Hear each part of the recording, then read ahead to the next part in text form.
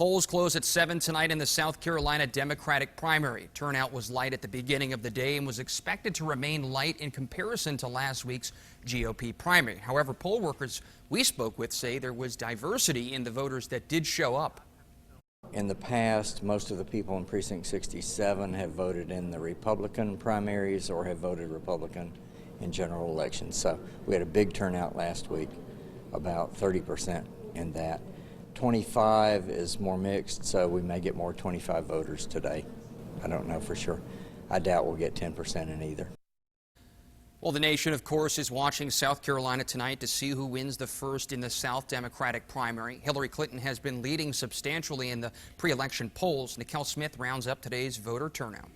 The Parr family started their Saturday at a voting booth in Aiken. You owe it to yourself and to your community and to your nation. Though every member couldn't actually cast a ballot. You're supposed to, and you are allowed to, so you might as well vote. That's why it surprises Mom Laura that many people who can vote might not actually do so. So pathetic. Yeah.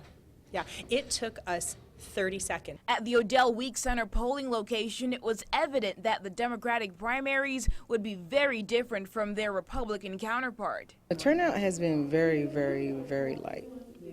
Last week, our Republican voters, they were out in huge numbers. There are so many issues.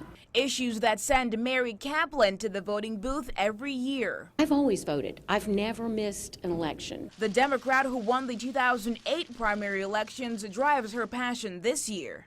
President Obama is what makes me passionate because I watch this man. He is such a class act. In 2008, about 500,000 ballots were cast in the Palmetto State's Democratic primary, helping to decide who faces the Republican nominee on the biggest stage in politics. Regardless of what's going on, you still have to be involved. You still have to participate. You still have to educate yourself. You still have to take the time.